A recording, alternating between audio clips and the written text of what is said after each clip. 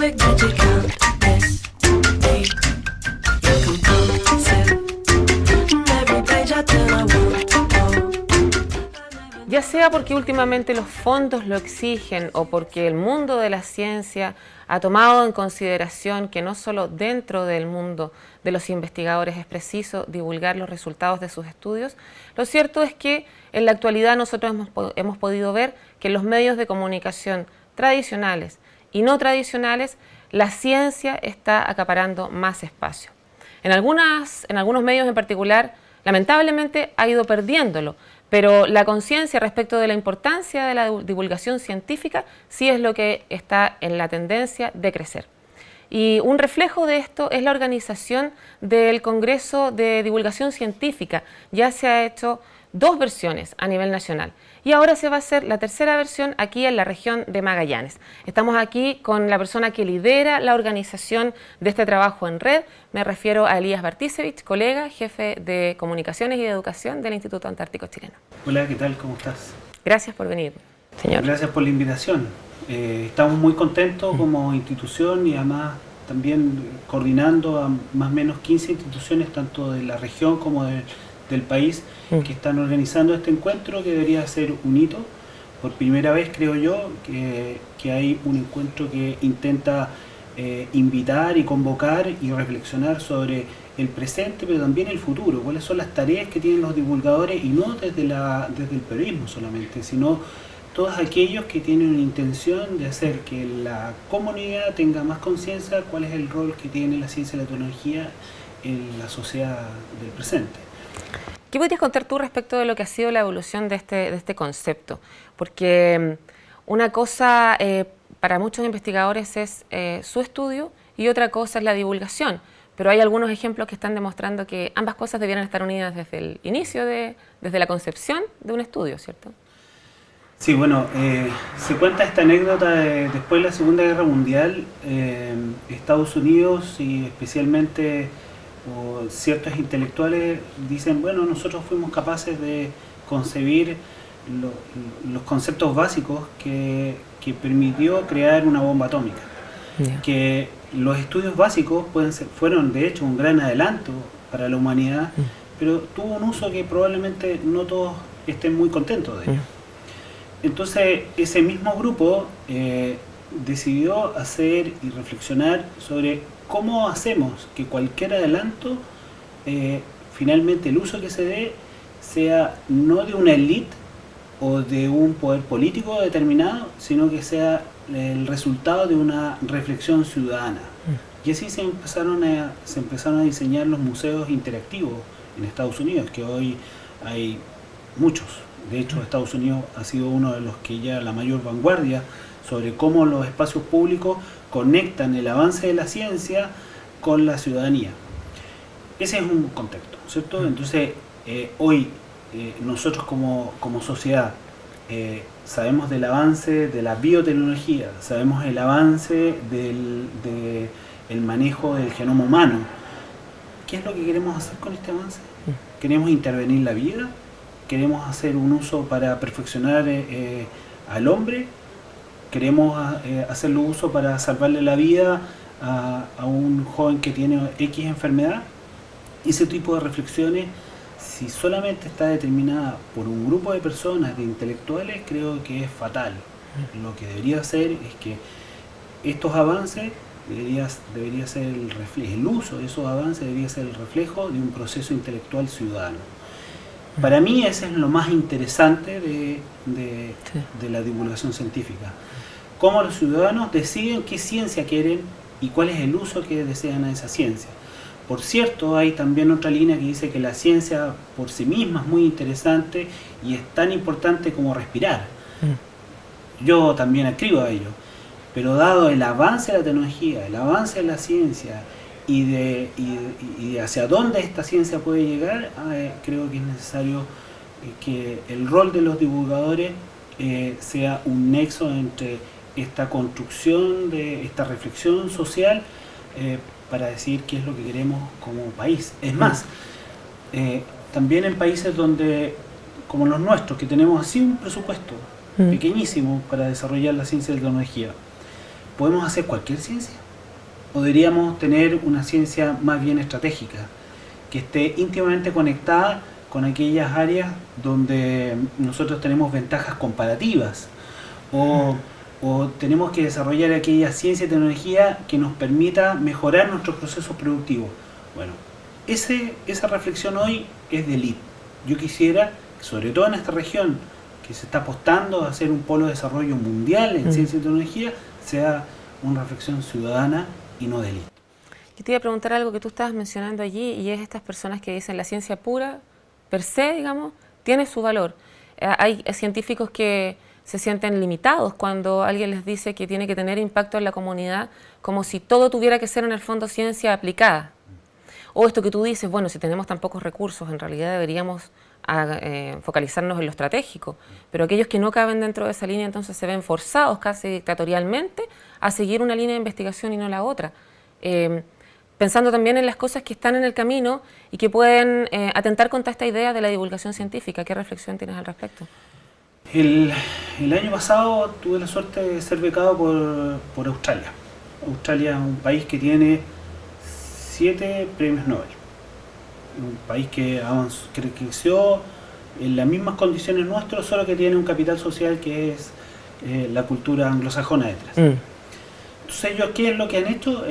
Han ordenado la ciencia y la ciencia hoy, el Estado financia prácticamente el 100% de la ciencia básica.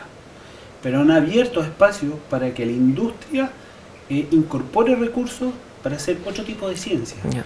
Y así dice, se dividen los fondos concursables por ciencia básica, ciencia estratégica, ciencia de innovación, ciencia con potencial uso para la industria, y hay una quinta que no recuerdo en este momento. Entonces lo que el país debería hacer es tener esta mirada estratégica. Yo no digo que no debería haber una ciencia básica, por cierto que es necesario, porque sin ciencia básica no podemos hacer las otras, pero también tenemos que tener miradas estratégicas, y debemos además crear los espacios, los instrumentos del Estado para que el mundo productivo también participe de esta construcción social, ¿no es cierto? Y creo que ahí nosotros como divulgadores podemos hacer cumplir varios roles. Tenemos que hacer artículos que den a conocer la aventura del conocimiento, y no solamente los resultados, sino también poner énfasis en el proceso de cómo se llega a un resultado. Pero también tenemos que ayudar a reflexionar sobre las políticas públicas relacionadas con ciencia y tecnología. Antes de seguir con eso, ¿en qué situación estamos como país, crees tú, respecto de esta concepción de financiar la generación de conocimiento desde el ámbito público, pero también desde el privado? Estamos atrasados 25 años. Creo que tenemos... hace poco acaba... A ver, hay signos que son contradictorios y que además hablan muy mal del estado de la ciencia y la tecnología del país. Tuvimos más de un año sin presidente de la Comisión de Ciencia y Tecnología. Sí. Después de José Miguel Aguilera. Claro, un país que no cree que es importante tener un presidente en esa área, bueno, ¿de qué estamos hablando? Pero además, el que acaba de ingresar dice que estamos 25 años atrasados y que la orgánica, los objetivos y la estructuración de este organismo está obsoleto. Bueno, él lo dijo, yo no lo digo. Pero por cierto, pienso que el país... yo trabajo ligado a la ciencia antártica. Nosotros, nuevamente, creo que hemos desechado oportunidades históricas. Voy a contar una anécdota. ¿Tú sabes por qué la ciencia antártica es tan pequeña en relación a otras áreas del conocimiento? Es porque Fondesit, que es el gran financista de la ciencia nacional, durante 40 años no podían apoyar proyectos científicos que se desarrollaran en Antártica por un aspecto burocrático, porque se consideraba que el territorio antártico no era chileno. ¿Pero no será también por un tema de recursos, porque es muy caro investigar Antártica? No era por recursos, era burocrático. Y ahora se cambió eso, y hoy el país, después de 10 años, hace 10 años el país tenía un fondo concursable que era INACH, y hoy tiene 9 fondos concursables, 8 fondos concursables, donde Fondesit, a través de sus diversos instrumentos, que son por lo menos 4, está participando de la ciencia antártica nacional no solamente financiando, sino formando profesionales jóvenes que permitan sacarle provecho a este laboratorio natural. Bueno, entonces, a mí me parece eso inaudito. Me parece que tenemos que reflexionar de una vez por todas, tener líneas claras, crear nuevos instrumentos y hablar y poder también que los ciudadanos puedan opinar sobre qué es la ciencia que ellos preferirían apoyar, o a lo menos del 100% de lo que se financia, los ciudadanos puedan también opinar sobre X porcentaje, un 10, un 20% de lo que quisieran como ciudadanos que el país estuviese involucrado. A propósito de hablar, sigamos hablando después de una pausa que vamos a hacer para ir a ver un reportaje que preparamos aquí en el canal para conocer la universidad desde otro punto de vista, aquí en Cuna de Ideas. Ya. 1, 2, get down.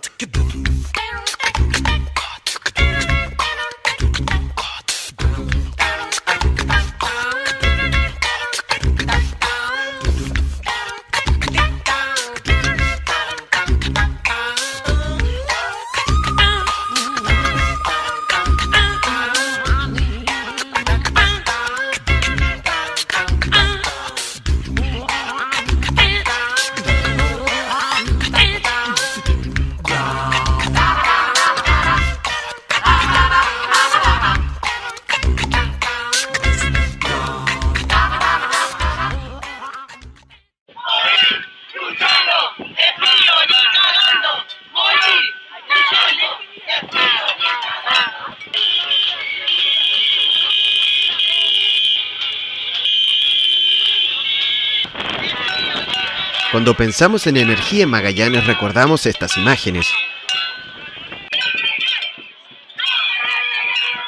Yo creo que hoy día es un tremendo desafío no solamente para la universidad, sino que para el gobierno regional, para el trabajo en conjunto y para lo que ha sido mucho tiempo estudios, lo llevemos a la práctica en el ámbito de energías renovables no convencionales y también en el ámbito de experiencia en ingeniería. Hay que recordar que todo lo que es la Empresa Nacional del Petróleo se basó y se formó en mucha capacidad de gente que hoy día está en la universidad.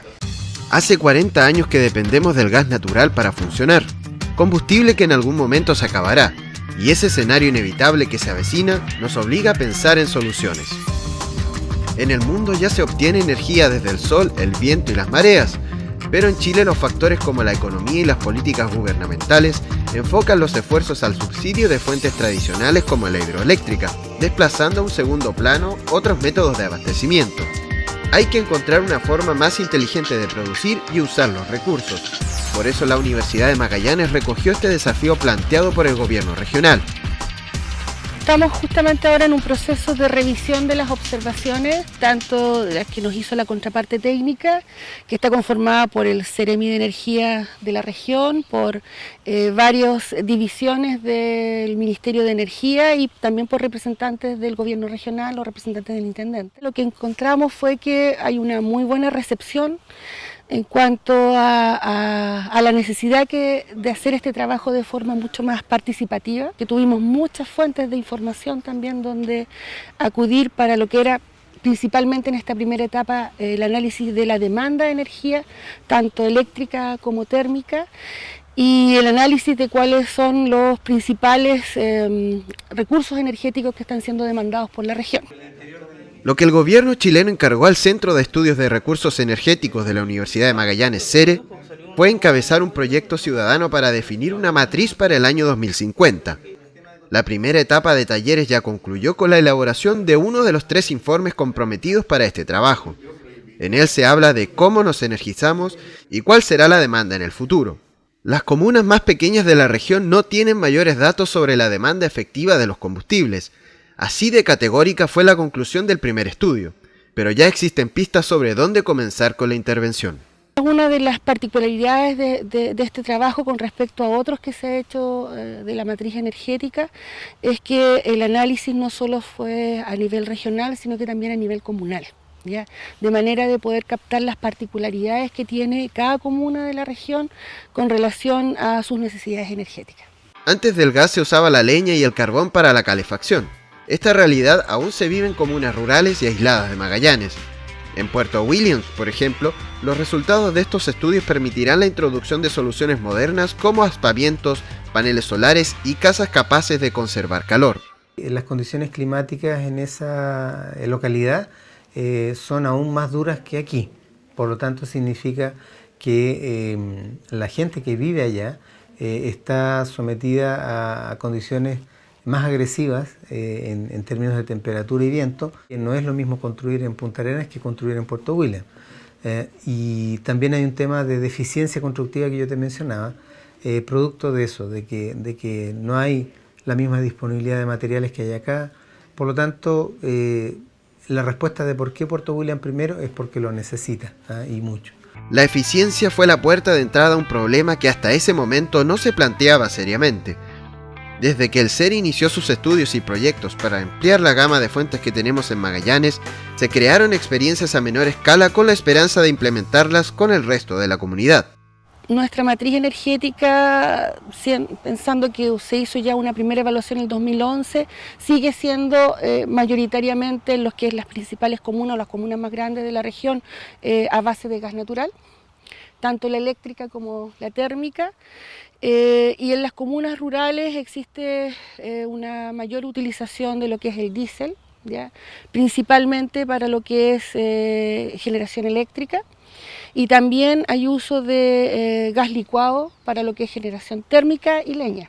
Nos encontramos que si bien hay una amplia distribución de energías renovables a pequeña escala en las comunidades rurales, si lo llevamos a una escala de la matriz regional con respecto a la incorporación de energías renovables, estas no alcanzan todavía a un 2%. Va a haber una ley que va a ser probablemente ingresada el próximo año, ojalá, una ley de eficiencia energética, que yo creo que eso se va a convertir en un hito dentro de la sociedad chilena, porque hasta el momento, desde que yo vengo escuchando la eficiencia energética, siempre ha sido voluntaria, ¿ya? Y no sé si van a concordar conmigo, pero cuando las cosas son voluntarias, a veces los efectos no se logran, los objetivos no se logran.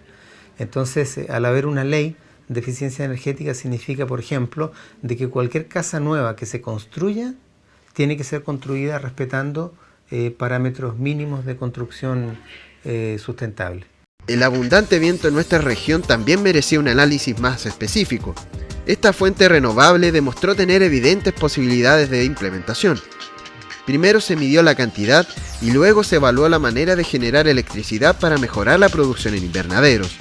Fuimos a Porvenir a instalar un sistema de aerogeneración que producía electricidad y permitía accionar bombas de fluido, ¿cierto?, para impulsar agua y llenar depósitos para riego de invernaderos, que fue la actividad que fue beneficiada en Porvenir. Uno se preguntará por qué Porvenir, y no Punta Arenas. Obviamente la respuesta es por la condición de aislamiento que tiene Porvenir y por la dependencia que tiene Porvenir de combustible traído desde aquí. O sea, esas actividades productivas que yo te menciono dependen fuertemente de gasolinas o de combustible diésel. Entonces lo que queríamos hacer nosotros era introducir un sistema que pudiera aprovechar una energía renovable y darle una alternativa a ese sector de generar energía eléctrica de otra forma.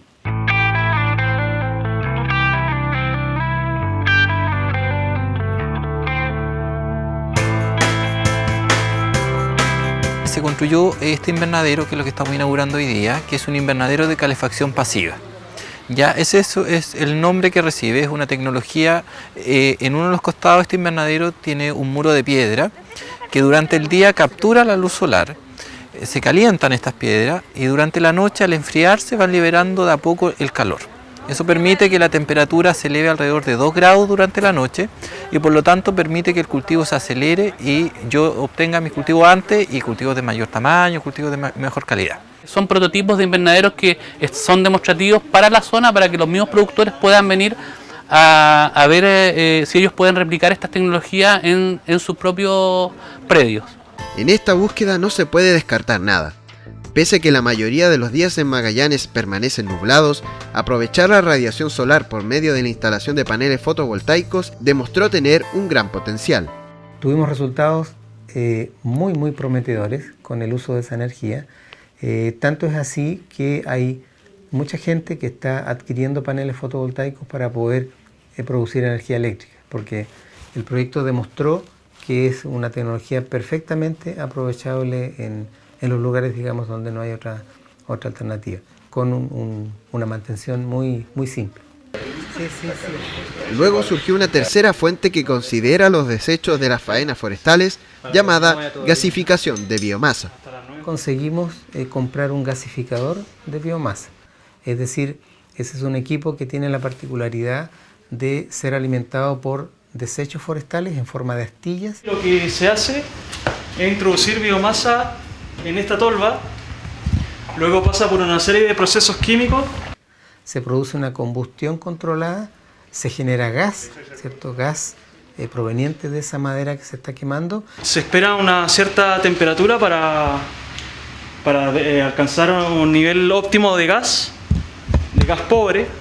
Ese gas se limpia, se adecúa a su temperatura y finalmente se ingresa a un motor de combustión interna, un motor a gas que está acoplado con un generador eléctrico y finalmente logramos producir electricidad. Debido a varias pruebas hemos llegado a un nivel de 8,1 kilowatts de consumo eléctrico. Desconocidos pero no por eso descartables son los generadores de energía marina. Bajo el mismo principio que tienen las turbinas eólicas, estas máquinas usan el movimiento de las mareas para producir electricidad. Hay un punto esencial en la región, que es la primera angostura del Estrecho de Magallanes, donde está uno de los puntos con mayor potencial de energía maremotriz en todo el planeta. Es un sitio donde se encuentra la marea del Océano Pacífico, la del Atlántico. Es un punto estrecho con un movimiento, una gran masa de agua, por lo tanto genera un movimiento más o menos constante, casi permanente, con muy pocos momentos de calma, lo cual es muy atractivo para la generación de energía con este tipo de equipos. Son básicamente muy similar a un equipo de energía eólica, pero obviamente construidos de manera mucho más robusta para soportar la intensidad de la energía en el mar. Una metodología prometedora, que a largo plazo podría sumarse a un sistema interconectado que entregaría solidez, sustentabilidad, empleos y, por sobre todo, energía más limpia para la región. Hay que aprender a lidiar con las condiciones de la región. Lo ideal es partir en una pequeña escala, generar esta curva de aprendizaje tanto en el diseño del proyecto, en la gestión del proyecto, operación de mantenimiento, reparaciones, mantenciones periódicas, etcétera, todo lo que implica manejar un proyecto de este tipo para recién en un futuro cercano poder apuntar a proyectos de mayor envergadura que aporten de manera esencial a la región. Se está en conversaciones con distintos desarrolladores tecnológicos. En el Centro Europeo de Energía Marina en Escocia, donde nosotros también estamos asociados, se han probado 15 distintas tecnologías de energía maremotriz de gran y mediana escala, muchas de las cuales pudieran ser utilizadas acá en la región. Todas estas experiencias se enfocan en pueblos alejados de la matriz convencional, para analizar la demanda sin considerar las fuentes tradicionales. Con estos valiosos adelantos se optimizarán recursos y se mejorará la calidad de vida de la comunidad. Nosotros tenemos que ser capaces de adecuar nuestra legislación a la realidad de Magallanes como un sistema energético mediano, que esto permita separar distribución de generación y la incorporación de otros actores, pero también yo creo que es muy importante lo que hagamos para incentivar el uso de energías alternativas. Hay preguntas recurrentes. ¿Por qué teniendo los vientos y las rachas de viento que tenemos aquí en Magallanes todavía no hemos desarrollado mayormente la energía eólica? O cómo avanzamos en energía maremotriz, por ejemplo. Estamos queriendo contribuir a explorar, ¿cierto? A explorar lo que es básicamente, por un lado, generación de energía eléctrica usando 3 energías renovables, eólica, solar y biomasa, y por otro lado no descuidar lo que es eficiencia energética. Es decir, en vez de pensar cómo generar energía, pensar cómo mantener, ¿cierto?, la energía el mayor tiempo posible dentro de nuestras casas, o de otra manera cómo usar la energía de la manera más racional posible. Tenemos comprometido entre 3 a 5 escenarios que pudieran manejarse para el análisis, para finalmente en el informe final poder entregar estos escenarios y evaluarlos con los distintos actores relevantes en lo que ha sido la construcción de la matriz, de forma de ver cuál es el escenario más posible de presentar para la región y para las comunas en general. Materializar estos trabajos tiene un costo elevado. Solo después de los primeros 5 años de implementación se podrían recuperar los gastos en sistemas con estas características, pero a largo plazo puede ser una buena alternativa para proveer de energía a comunas aisladas, donde las líneas de gas y electricidad no pueden llegar. Este invernadero que nosotros estamos viendo está a modo de estudio. Es la tecnología que estamos aplicando, la verdad que para los estándares actuales es caro. Este invernadero la verdad que es pequeño, alrededor de 6 metros por 4 metros, y aún así tiene un costo cercano a los 2 millones de pesos.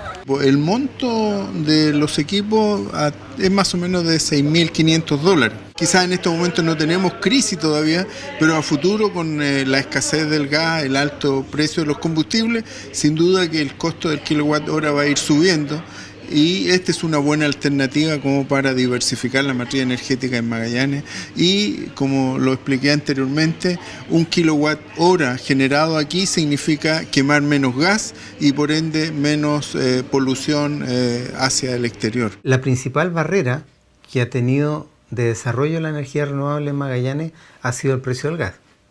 Eso es indudable. Cuando tú haces un análisis económico y comparas, ¿cierto?, un proyecto renovable con el mismo proyecto, pero si lo financias con energía eléctrica proveniente del gas natural, obviamente la renovable no tiene cómo competir. Los valores que estamos usando ahora para los cálculos tan potenciados con el subsidio, y eso no permite muchas veces que se introduzcan otros recursos a la matriz energética. La única manera de levantar esa barrera es que el gobierno tenga alguna participación, ¿cierto? Es decir, que de alguna manera incentive a esos proyectos con energía renovable.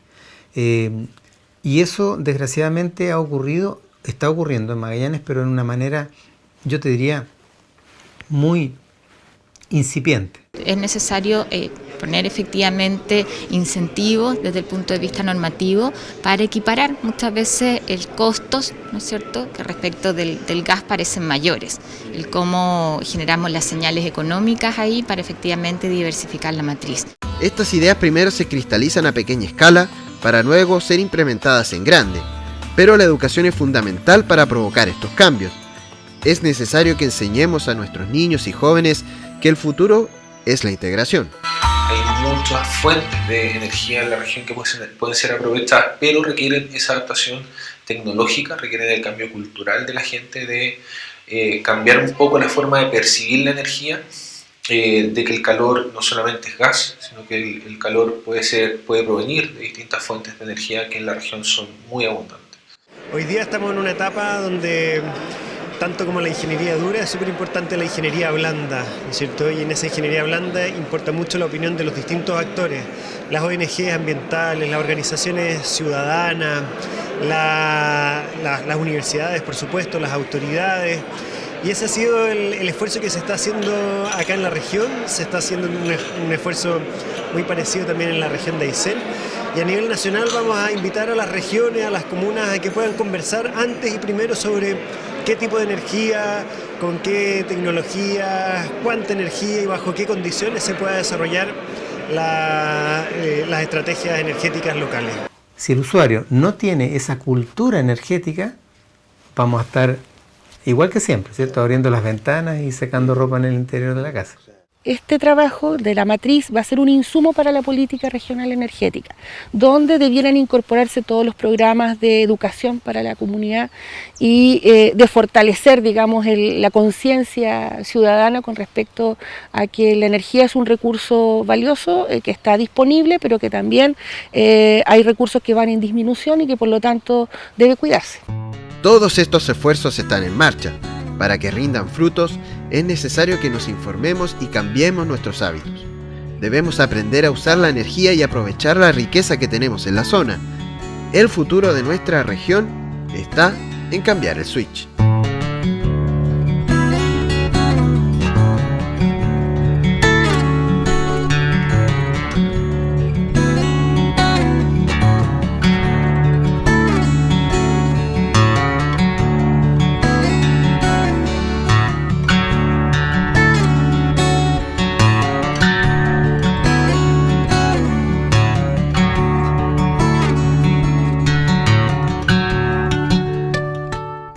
Volvemos entonces al estudio con Elías Bartisevich para seguir hablando de este Encuentro Nacional de Divulgadores de Ciencia y Tecnología, el tercero. Tú mencionabas que lo ideal sería que pudiéramos llegar a un minuto en que la ciudadanía pueda opinar respecto de dónde poner los recursos para la investigación, ¿cierto?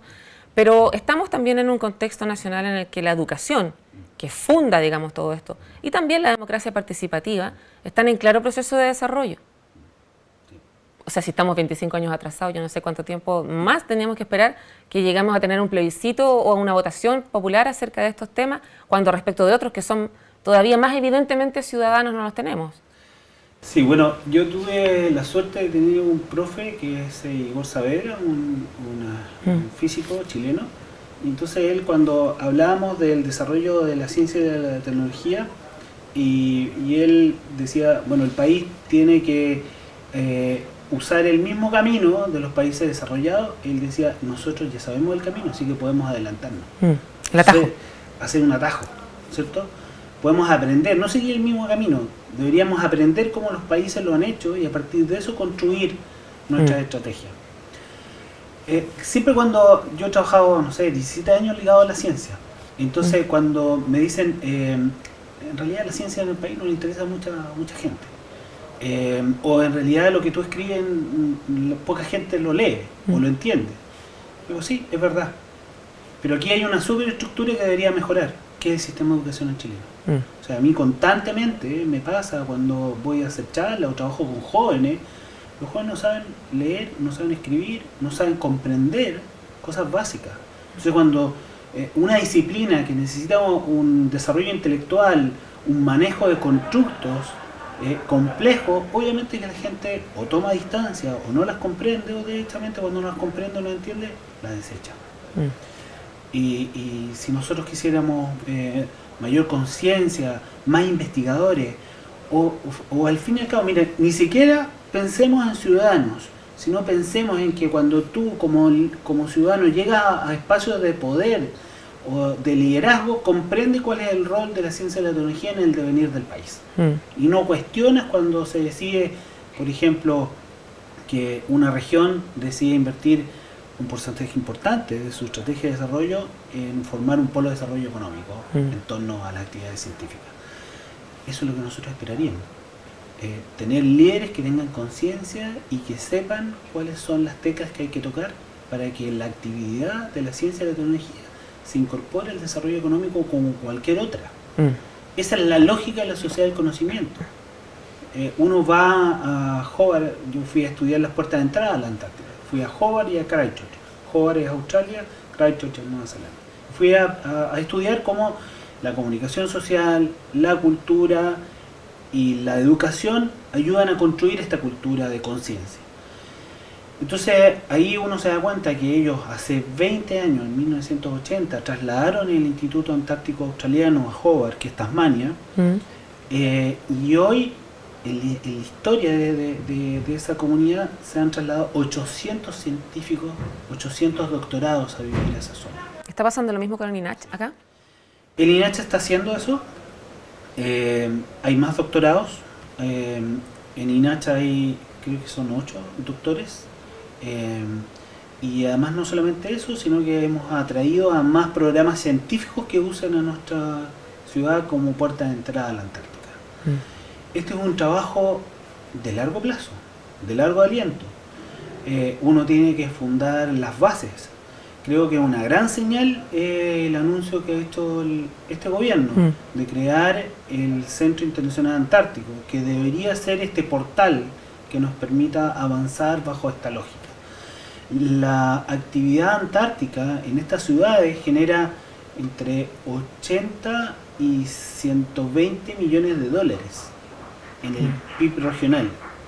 Eso es equivalente, si no mal recuerdo, a lo que genera el sector turístico en la región. O sea, si nosotros pudiésemos crear otro polo de desarrollo económico, otra industria, estaríamos aportando al desarrollo de la comunidad. Y permear las otras áreas también, porque una ganadería basada en la ciencia, un turismo basado en la ciencia, una pesca basada en la ciencia, es otra cosa, digamos.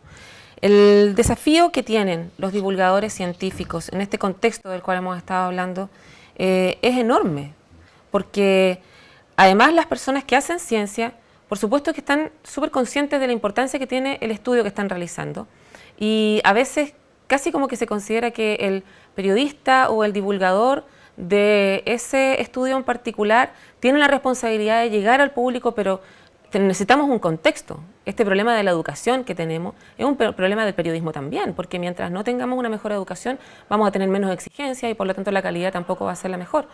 Entonces, ese tema se va a tratar dentro de este encuentro, cómo lograr que este encuentro no sea una réplica, digamos, de lo que estamos conversando aquí, de que no sea ciudadano y sea parte de una conversación de élite, en el fondo. Élite dentro del periodismo, además. Es que no va a ser periodista solamente, sino la idea es que se están convocando a todas las disciplinas que hacen divulgación.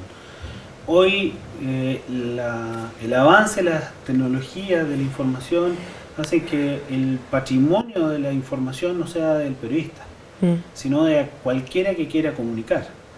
Y hay científicos que comunican, hay profesores que comunican, hay gente amateur que comunica, en fin.